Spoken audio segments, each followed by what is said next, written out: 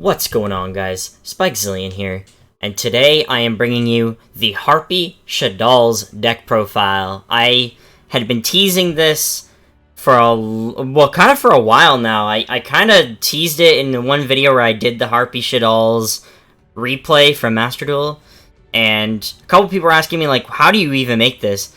Then I had a showcase of the deck IRL on Spanko's channel, where I had the Harpy SHADDOLLS versus Tier, and I bricked twice, and it was pretty sad. It was pretty bad. I don't know. It vaguely worked a little bit, but not really. It was rough. Versus Tier, it's kind of rough out here, but you know, the deck can work. I have made it work before. I have done very well at locals with this. I really want to show you guys this archetype because I had also been teasing it on the Discord as well. I forgot to mention that as well. So a lot of people have been looking at this and been like, what on earth is this? I want to learn how to make this. Like, show me this just so that I can test it as well. So here it is. This is me showing you guys how to make the deck. This is the deck profile. Now, obviously, a lot of things can be changed. A ton of this stuff looks kind of strange. Like, for instance, like, the extra deck looks really, really weird right now, but trust me, this is really good. This is a really good setup, and I'll explain as we go along. I think probably the part that has to do the most explaining, to be honest, is the side. So as you can see, we have like two very common hand traps in the side, but no DD Crow. Then we have Dark Ruler, which doesn't sound like it would make any sense in this deck, but trust me, it will. And then D Barrier, which actually makes a ton of sense in this format. And then Royal Decree, which you might be thinking, Royal Decree? Like, what is this? There is a good reason for all of this. I promise there is. But for the time being, hear me out. This is the profile first. Let's talk about the main deck. The Harpies, there's not much. You can see there's only 6 Harpy monsters in the deck. And originally there was 7. I originally messed around with Harpist a little bit. I got rid of Harpist because Harpist on its own doesn't really do anything. The only other thing I could see someone playing is maybe, not Conductor, playing, what is your name? Channeler. I don't know why that didn't pop in my head immediately, but yeah, Channeler I could see maybe being played here. Maybe Oracle, because Oracle's pretty good to get Egotist back from the grave instead of Hysteric Sign. So those are 2 options that I could see happening, but I found myself not using the Harpies that often outside of Perfumer or Lady One with an Egotist on the side. So mostly just to get more names in the deck, you might want to play, you know, a Channeler in there just so that Hysteric Sign, you have a 3rd target all the time, whereas if you already use Feather Duster, it's kind of hard because you only really want Perfumer, Featherstorm, and Feather Duster as your 3 targets for Hysteric Sign. So it's kind of a toughie, but that's ultimately up to you. So that's that. Basically, the mandatory part is 3 Lady 1, 3 Perfumer. That is absolutely mandatory no matter what. But any additional Harpies is up to you, but I found this to actually be the most consistent, surprisingly. Then we have the SHADDOLLS. So we'll talk about the SHADDOLLS next. We have 3 Windy, because wind, and we have another wind here, so that's pretty good. It can matter, like, when you have Gozen match on your opponent's side, it can matter, but most of the time it's not going to matter, because Wendy's effects will not be able to trigger anyway. But she's 1500 attack, and you can boost her to 18, which is actually not terrible for a level 3. It's actually not bad at all. So, it's an option, right? Then you have Beast. Well, you only play 1 Beast, because you don't want to draw him, to be honest. You want to special summon him off of Wendy most of the time. We aren't playing Incarnation, but it's something that I could see someone wanting to play. Incarnation is a really good choice to be able to draw 2 and discard 1 with Beast, which, obviously, the discard will get to that. It's quite useful in this deck. But, yeah, Beast is sort of an interesting anomaly, because you could play 2 of him. I've seen people play 2 of him in other SHADDOLL mixture decks, like Invoke Dogmatica, right? But I find the bricking with Beast is, like, worse than anything else. Like, at least if you bricked, and if you have, like, a Squamata in your hand, at least you can, like, set the Squamata, and, like, things can happen there, but yeah, I don't know, it's a tough one. 1 Dragon. I could see more of this happening too, because back row removal is a little bit of a tough one in this deck. So that's that, and then we have 3 Squamata. Squamata is sort of the cornerstone, right? Obviously, you won't be able to send as much as possible, and that's why I usually send him to make Construct instead of sending the Wendy, because with Construct, I want to be able to get a second send, and even if they Veiler or Imperm the Construct, I still get to send no matter what, and then I'm just going to send Wendy, so that I have a Dark and a Wind in the graveyard, and we'll get to why that's important right now, because say hello to Dark Simorgh. Dark Simorgh is not played very often in this format. I think part of it is that its conditions are kind of ridiculous, like, a Dark and a Wind in the graveyard is kind of weird, right? But to be able to special summon by banishing a Wind and a Dark in your graveyard, and it's a Dark and Wind attribute monster, which is pretty great. Plus, on top of that, it is able to use Featherstorm because it'll be Wind Winged Beast, which is awesome. And on top of that, your opponent cannot set cards, which actually can be huge. It is actually something that I've seen people try to get around, and they just can't. It's really, really powerful. And it's even more powerful because we have this guy as our send for Shadal Fusion to make Construct. You make Construct using this guy as your light. Perform Pal 5 Rainbow Magician. Now, I'm sure you've heard about this card before, but if you haven't, basically, its effect cannot be negated while it's in the Pendulum Zone. Each player applies one of these effects based on the number of set cards in their spell and trap zones. 0. All monsters they control cannot attack or activate their effects. So this is Mystic Mine at home. This is Mystic Mine at home. Because it's only on field, right? It's only on field for negating or not being able to activate. You cannot activate. It's not that it negates the activated effects. You cannot activate the effects, which is much better than negating the activated effect. And then all monsters they control cannot attack as well, which is also quite good. In decks that play a lot of monsters, that's a huge deal. So, like, Punk actually would hard lose to this quite often, because I would go second, I would put this thing on the field, and then what are you going to do? You've used all your back row already on your turn. Now you're stuck. So it's pretty powerful. And then 4 or more, which doesn't ever come up, but the attack of all monsters they control become double their original attack. This doesn't really ever come up for us, so I wouldn't really worry about that. It's mostly this part. This part's the important part. And because Simorgh is up, they cannot set cards, so they have to kill Simorgh somehow.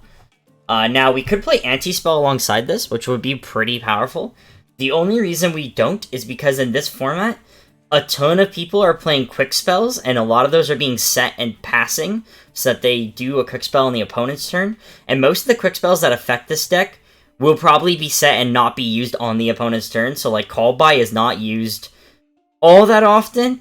Like, even if it is super, super good in this format right now, I find most people are just not really using Call By for any good reason. Like, the only time they're ever really hitting Call By is, like, on the Squamata, if anything. Not really anything else. Like, I don't see people Called Buying Dragon unless, like, I target the Called By that's being set or something. You know what I mean? There's not a whole lot of that going on. So, people don't usually Call By the Wendy, either usually Ash that or something. Yeah. Well, actually, they'll only Ash it if I allow them to, right? Because chain blocking's a thing, but anyway. TCG's a crazy, crazy time. So yeah, Dark Simorgh is here. Great card. Perform by Rainbow Magician, a great combination with that. And then Anti-Spell would make it insane, but we have chosen not to do that. Especially because we also have our own spells in the engine that is kind of a big deal, so yeah, I don't really want to do that as much. Nibiru is also the only hand trap. And there's a reason for that. Technically, Imperm is a hand trap, but, like, you know what I mean. Like, a monster hand trap. It's the only monster hand trap we have. And the reason for that is just because of Tier. Tier just breaks everything. Now, Sprite, obviously, you can't really do anything about that because Gigantic Sprite go burr, and then you can't special summon Nibiru anymore. But this is a really good card still for Tier. Still a really good card for a couple other decks, like, I don't know if Dragon Link is still going to be playing because of Chaos really being banned, but, you know, there could be something like that. I've seen Pile decks lose to Nibiru like this. Rika loses to this. Scareclaw loses to this. Like, a couple Rogue decks here and there lose to it as well. There's a handful of things that lose to Nibiru, so it's quite good in this format. Okay, now, I'll get to Double or Nothing in a bit. I mean, if you know, you... Actually, honestly, I'll just talk about it right now, because if you know, you know. Utopia is just a good card. Sometimes he just wins you games. And so Double or Nothing is here strictly for Utopia Double. You search for Double or Nothing, you special summon Utopia, and we have a bunch of level 4s, as you can see. We have Dragon, Squamata, and then we have the Harpies, right? So we have, what is that? That's 10 level 4s in the deck. So that's a quarter of the deck is level 4s to be able to make any of the rank 4s, which is pretty good. And the 2 rank 4s that you're looking at right now for this package are Utopia Double, which goes into Utopia. Utopia becomes 5k. Then you negate his own attack, you use Double or Nothing, which you searched with Utopia Double, and now you swing for 10k. So you can just OTK with one monster, which is pretty sick. It does help a ton of the time. It does win a lot of games, especially if you've already got ashed that turn, or if you've used Featherstorm. Your opponent just can't really do anything about it, as far as I can tell, unless they can Super Poly the Utopia or something, which is, you know, it happens, but it doesn't happen all the time, so it's a pretty notable thing. Let's see, what's next? Elegant Egotist, I mean, it's pretty obvious. It's Harpies, right? Feather Duster is another obvious one. I don't have a lot of back row removal in this deck, so I needed something, and Feather Duster is actually searchable off of Featherstorm, which is pretty incredible, and we will definitely be using that very frequently in this deck. Hysteric Sign is great. You can just set Hysteric Sign. You don't even have to use it, honestly. Most of the time, I just don't even bother using it because I don't want my opponent thinking, oh, well, now I'm just going to not pop their back row because Hysteric Sign exists. Like, they're not going to Feather Duster me, right? It is notable that a lot of people aren't Feather Dustering in main anymore. However, decks like mine that have more spells and traps than anything else in the deck, they're probably going to want to put in Feather Duster or Cyclone. And with Cyclone, unfortunately, I can't do anything about that. But Feather Duster, I most certainly can, because Hysteric Sign wants to be destroyed, Featherstorm wants to be destroyed. There's plenty of that in this deck as well, so that's quite good. Right, next we have Shadal Fusion. I mean, obviously, right, you want to have some Shadal Fusions in the deck, so that's that. Sorry, I'm just turning down the volume of the music here really quickly. This is live for the music, which is kind of interesting. I thought I'd try it today. Yeah, Shadal Fusion is pretty obvious. You're gonna just use that after your opponent does some crazy plays. When you're going second, your opponent already made an extra deck monster at this point, unless it's like Flunders or something. You're gonna go off, right? Super Poly. Super Poly is a great choice. Obviously, this goes hand in hand with the Shadolls. Goes pretty good with Harpies, too, because if you're fighting Flunders, you can just normal summon Perfumer, use effect, right? If there's no M-Pen on the field, then, like, you're blessed. But then, if there is M-Pen, you just Super Poly, and the barrier statue's on the field, just use the Harpy and the barrier statue. If it's the M-Pen, you just use the Perfumer and the M-Pen. And either of those can make Garura, right? Because they're both winged beasts. So it's easy. So that's pretty good, right? But even without the birds, Super Poly is still really good. Because, obviously, you want to get rid of boards. And a ton of boards in this current era are playing a lot of Dark Monsters. So that can be Starving Venom, or that could be Dragostapelia, right? It's a pretty big deal. You want to run one of those two cards. I'm currently running Drago, but I actually think Starving Venom might be better. And the only reason for that is because of Tyr being so prevalent in this format, and Branded is coming back. And having ways to go into Starving Venom to fight these 3k beaters by being like 5800 attack or whatever it is, that's just gross. You know what I mean? That's just gross. So, it's a thing to consider. It's a thing to consider. Next we have Dogmatica Punishment. I used to be running 2, but I realized I actually don't like it at 2 anymore, because I want to be able to go into my extra deck on the following turn, like turn 3, or, well, I guess turn 4 in my case, right? Because I'm going second typically with this deck. Punishment is still great, though. The reason for it is actually because if you have Hysteric Sign in the hand, you can send App Cologne, right, as your monster that you send on resolution, and then on res of the effective punishment, we go App Cologne effect, search for a Shaddoll card, whatever we want, like probably Shadal Fusion, discard Hysteric Sign. Now you search for 3 Harpy cards in the end phase with Hysteric Sign. It's kind of insane. You basically plus 4, well, plus, what is that, plus 3? Yeah, something like that. It's like, you basically go plus 3 for no reason. It's insane. So it's quite a good card. Dogmatica Punishment is quite a good card. So yeah. I like that as one of the main traps. Featherstorm is Featherstorm. I don't think I have to explain this, but in case anyone doesn't realize, if you control a Harpy monster, you can activate this card from your hand. So, kinda crazy. So I can just start with the Harpy cards before I go into the Shaddoll cards, and then go Featherstorm and just make your life miserable. It's pretty funny. And then we go Utopia and kill you. Or if we don't do that, we can at least break your board now, because this is Dark Ruler No More on steroids, and I can actually do damage to you, which is pretty funny. So, yeah. Anyway, Imperm is Imperm. I don't have to explain this, I think, but Imperm is really helpful in this format. Sulliek is a really annoying card. It's really messing with me lately. Exo Sisters also have their stuff, like Returnia especially is quite frustrating to deal with. So Imperm kind of allows stuff like Returnia to get cucked in general. So it's something to keep in mind. I don't always have to Imperm on my opponent's turn. So most of the time, if I'm going to Imperm, you know, I'm probably going to use it in the hand, but if I end up setting it, and I'm really lucky, this can happen. This is a thing that can turn the tide of games. And then Schism is Schism. It's just such a good card. This is your way to make Winda. You can also make Apclone off this if you haven't made Apclone yet, and it has come up a few times. It has made me consider going to Apclone, but there's just not enough room in the extra deck. As you can see, there's just too much going on, and it's kind of hard to remove any of these cards, and there's a lot of significance to all of them. So let's actually talk about the extra deck now, because we just finished the main deck. So we have Apclone first.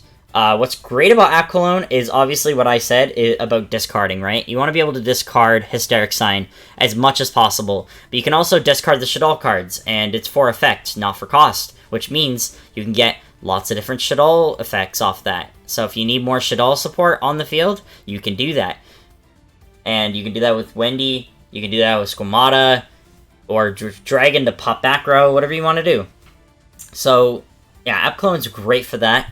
Construct is just a really good starter to the combo on the Shaddoll side, because of the fact that it procs a lot of hand traps. It makes a lot of people want to go Valor, want to go Ash, or they want to Crow whatever you send, or something like that. It gets a lot of stuff happening that people really don't want to deal with.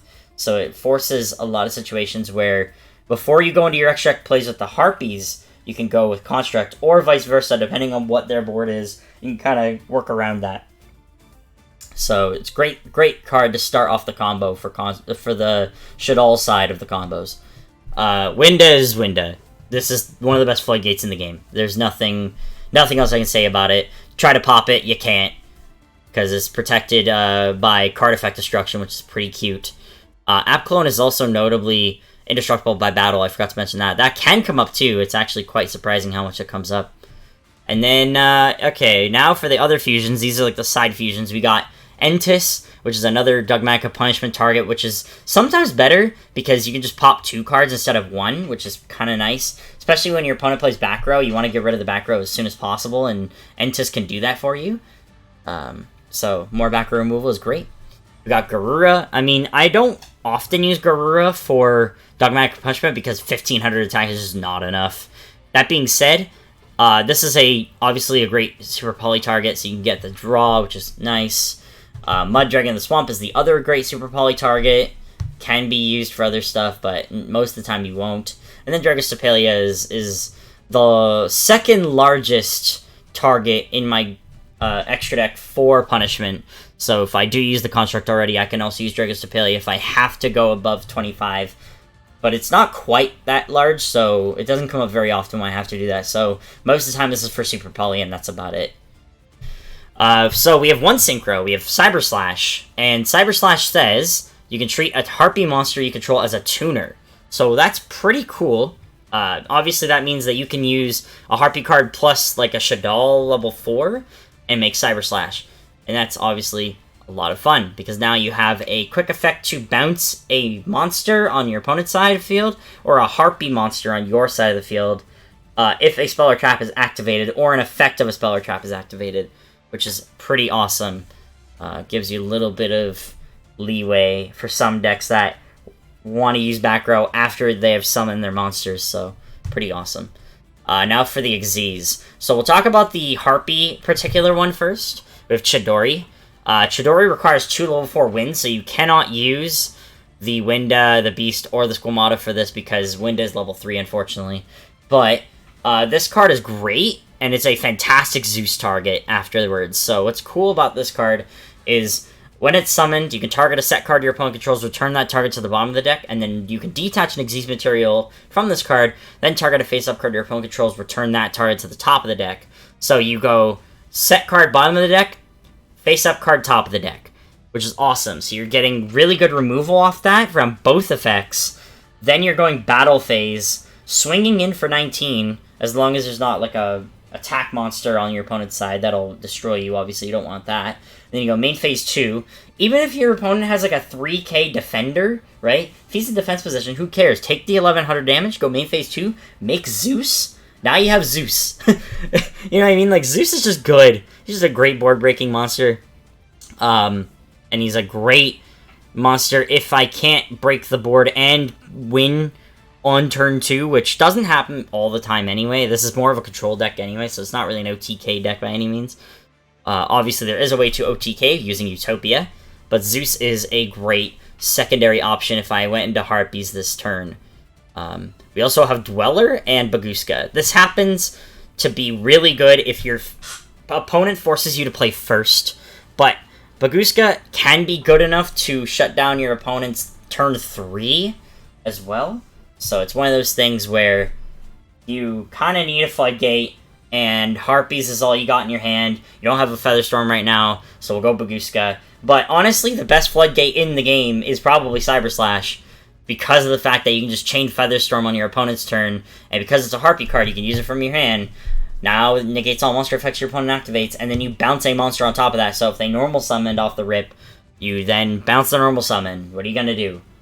It's pretty tough for them. They can't really do a whole lot about that. Then you draw a Shadal card, it's like, boom, you now get to play with the Shaddolls. So there's a ton going on with the Featherstorm, especially. This is like a huge part of the deck. But, yeah. Dweller is obviously there for stuff like tiers, so yeah. Overall, you get the idea with the extra deck. It's there, everything's there for a reason, but it's very specific reasons for some of them, and so you can exchange some stuff with whatever you want. So, like, again, Starving Venom is another replacement for Dragostapelia. You could probably change the ratios of the Shaddolls, but Winda's just the best Floodgate ever, so I'm gonna keep it that way. Intis is not necessary, but it's really, really nice. And I think Mud Dragon is kind of the same thing. But if you wanted to, you could put more Shadal Fusions in there. Or you could put more Xyz monsters in there, but I feel like Time Thief Redoer is not really worth it in this deck, because you're not really controlling the tide of battle with Time Thief Redoer in the same way that you are with these other monsters that you see currently. So, yeah. For the side, we have Ash, because Branded is coming back, so we kind of need it for that. But you can't really be a main, though, because Fire doesn't really work with anything in this deck, so, yeah. Then we have Ghost Bell. Ghost Bell is kind of good for tier, but it's good for other decks as well, whereas DD Crow is less good against, like, rogue decks. So I find Ghost Bell is perfectly valid and fine to use, whereas DD Crow is obviously a better card for tier specifically, but you kind of have to pick and choose. Also, a nice thing about Ghost Bell is it also gives you the option to possibly throw in Shekanaga into your extra deck, so that you can do some crazy stuff with Shekanaga, because obviously it's a very powerful card. We also have Dark Ruler No More in here. This is mostly because you can't really OTK very often with this deck, so this is just to hurt their board enough that you can break the board with all your Shaddoll cards past, then Floodgate your opponent on the next turn using Winda and Cyber Slash and all that stuff. So, I don't know. There's a bunch of different things to consider there, but it's completely up to you. D-Barrier is D-Barrier. It's just a great Floodgate card. And then Royal Decree for the decks that are Floodgating you on the other side of it. So, you don't want to see certain cards, you can completely eliminate them from the game by basically making your opponent have to Cosmic Cyclone or Feather Duster. And Royal Decree is really good right now because Red Reboot for some reason got banned. I still am scratching my head thinking, why did they ban Red Reboot? But here we are in 2022 having no Red Reboot, so instead we are going with Royal Decree, and this can be really useful. Especially against Exosisters, they love their traps, like, obsessively. And this stops that completely. This also stops a lot of other random traps from happening in the game. Stuff like Sulliak, obviously, I've mentioned before.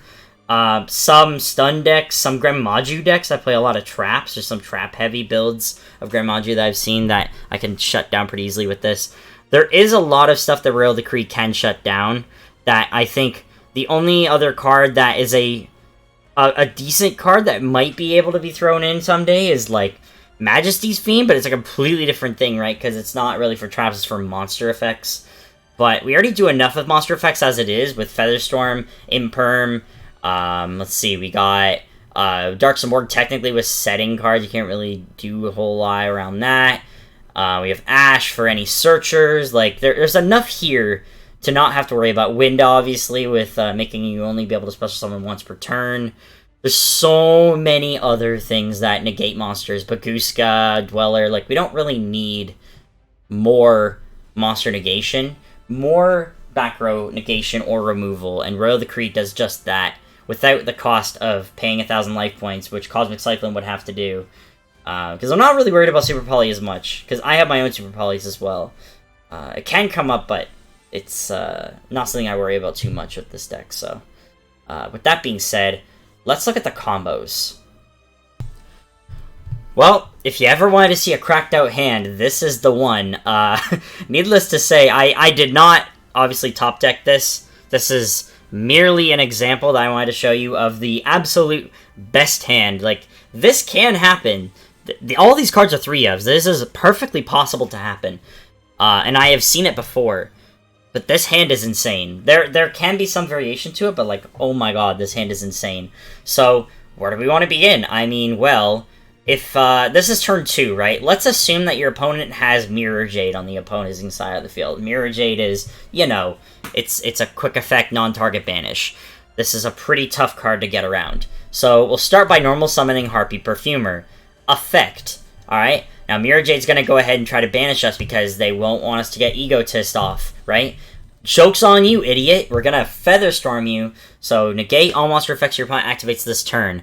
Cool. Now, obviously, it would be nice to not have to use Featherstorm right now and just live our lives at the moment, but yeah, we can't really do that all the time. Beggars can't be choosers, so Featherstorm it is in this situation. Now your opponent can't activate any monster effects this turn, which is awesome, because now we go ahead and get our Elegant Egotist, right? Now, you might have noticed that it's a fusion monster that they got over there, so why not Super Poly? Why not go ahead and Super Poly now? I mean, at this point...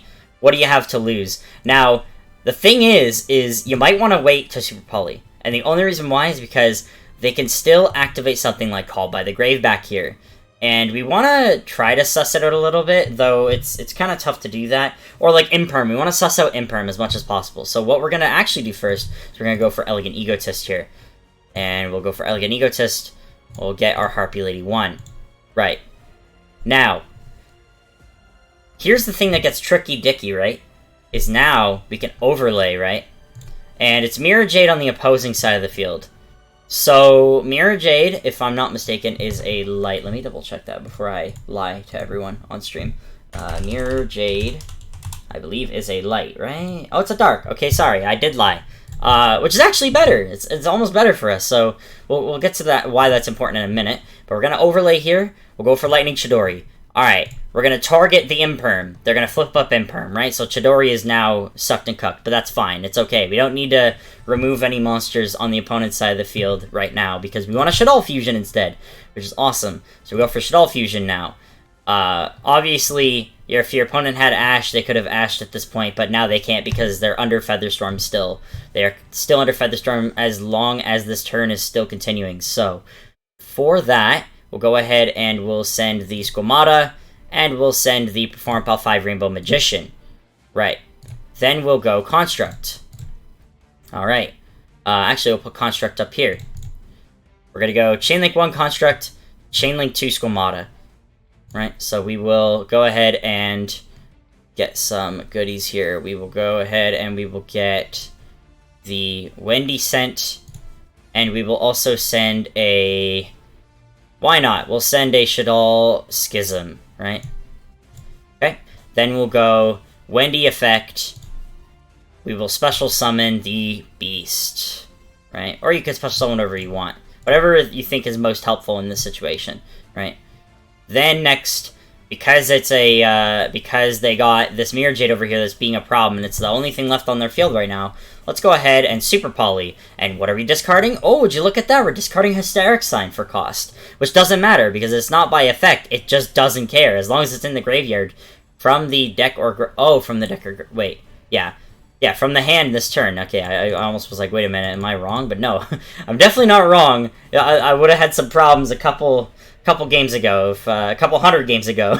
But yeah, anyway, yeah, so it says from the hand or field from the to the graveyard this turn. So it doesn't matter if it's used for cost here, it's perfectly fine, right? We'll use the Construct and their Mirror Jade. Let's make Winda. Whoops, not in defense. We want attack. Right. Now, we could go Construct Affecting Grave. Add Schism. Excellent. We have added Schism. Alright. Now we go Battle Phase. Chidori attack directly for 19. Winda attack directly for 22. Excellent. Main Phase 2. Now we will set 1. We will activate the effect of Perform Repel 5 Rainbow Magician, which will place it, or we'll put it in our hand because we can't do the Spell and Trap Zone from here. Put it in the pen zone. Cool. Now your opponent cannot activate monster effects on field or attack on field if they have no set spells and traps.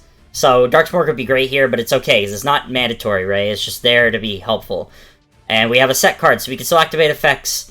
But even if we couldn't activate effects, it's okay because Winda's here, and Winda does not care. She does not activate her effects. Her effects are just a lingering effect. So, excellent. So, even if we get removed, it's fine. But then on top of that, we can also go ahead and at this point, because Winda was the last thing we special summoned, we go ahead and make Zeus. And there we go. That is the setup. So now we are Zeused up. Their whole board was broken. I mean, their only board was really like Imperm plus Zeus, but... or Mirror Jade, but still, like, that's something that can happen against Branded, for instance. This is something that can happen. Now, one thing I will mention is that if, like, something like Masquerade's in the graveyard at this point, they can still special summon it, because I have extra deck monsters on the field. It will be their only special summon, but they can, in fact, do it, and that can cause some issues, because of the fact that what's it called? The Masquerade... I believe is technically considered a lingering effect and is not an activated effect, so I believe it still works under 5 Rainbow.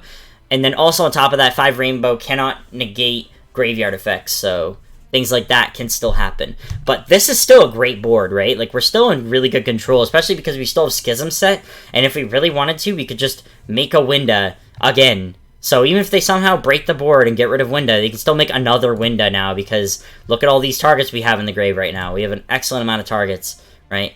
But then, I'm not even done yet, because end phase, Hysteric Sign effect. So now we get to search 3, and they're still under Featherstorm. So what do? Naturally, I would grab another Perfumer. I would grab Feather Duster. Where's Feather Duster? There it is. And grab Featherstorm. And then we pass! How does it get any better? We just filled up our hand with more stuff so that we can Utopia OTK next turn if we had to.